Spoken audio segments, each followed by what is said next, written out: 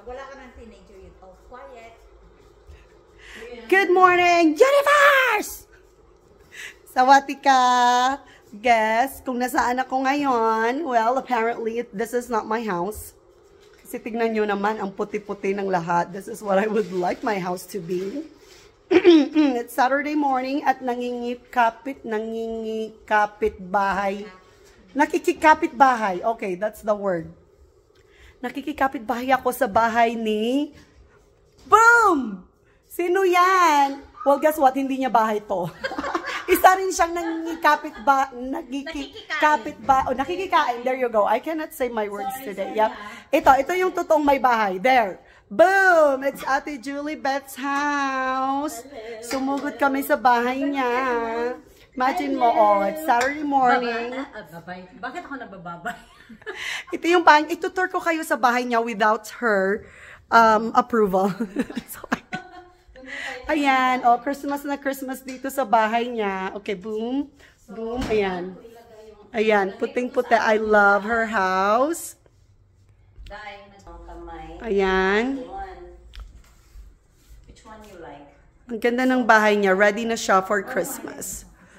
Okay, so what are we going to make? So magbe-breakfast na kami. Magbe-brunch kami. Magbe-brunch. So ito, bibilo-bilo daw kami mamaya. Bilo-bilo hindi binignet, yeah. Hindi. So bilo-bilo ito kasi merong bilo-bilo. Lagay mo yan doon, tapos ilagay niya yung ano. Uy! Tingin na lang tayo, day, para mold na. Ay. May mold na. Ayun na lang ano. Tapo na yan. Okay. Ay, ang sarap naman. Okay. Tapo na lang to. Sige. Ay, grabe. Sabihin yung my mold, ah? Walang mold yan. Ano ba? Yung utak mo ang may mold. Ay. Ay, alam mo, itong isa lang naman. Ay, dalawa pala. Yung tatlo. Okay pa naman to. Tapo mo na lang. Well, if one already has mold, that means na, yeah. Batch. Okay. Kahit na hindi pa nabuksan. Okay. Sige, mag-ano. Ayan. Excited na akong kumain. Sige, kumain na kayo. Kumain tayo. Lagi ko na ito dito. Ay, ano mo? Ayan, ganda ng bahay natin, Julie Beth. Ay, okay, sandali lang. And this is an olive tree. Ay, grabe siya. Ano pa ako ng crepes, ha? Actually, hindi siyang nagluto niyan. Kunwari lang daw. Ay, joke! Nilabas sa oven. Okay, siya naglabas sa oven. Nag-alis Ang ng sarap. Grabe. Dalawa lang muna. Kay Ate Chat yung tatlo. Ay, tigta-tatlo pala talaga. Ay, tigta-tatlo pala tayo. Para ano, para hating kapatid, alam mo. Okay. Dalawa lang yan.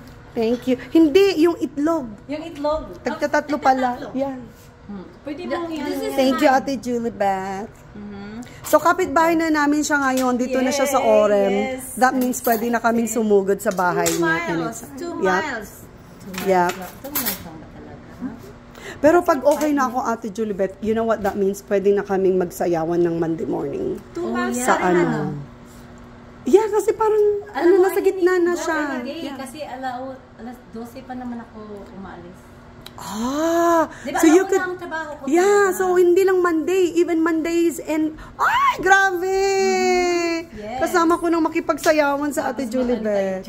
Nag-yu-jam-yu-jam. Magiging jam-jam na tayo. Sarap. We need syrup or not? Meron akong I think, yeah. Ito. Uy, ano ko na? Ay, okay. Ay, si Ate Chat pala yung nagbilog-bilog niyan. That's why hindi pantay-pantay. Sorry.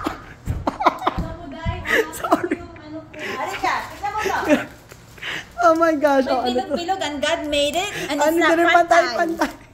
Teka, kunin ko yung Grabe. this goddess made it, hindi rin pantay. Ay, grabe. Ganun ba? Ang galing ng kanyang transition. Ako naghiwa-hiwa niyan, kaya hindi rin pantay-pantay. Tapos ako nagkurot-kurot niyan, kaya tignan niyo. Kinurot-kurot ko yan. Okay, I am going to enjoy our brunch. Sige, kumain na tayo.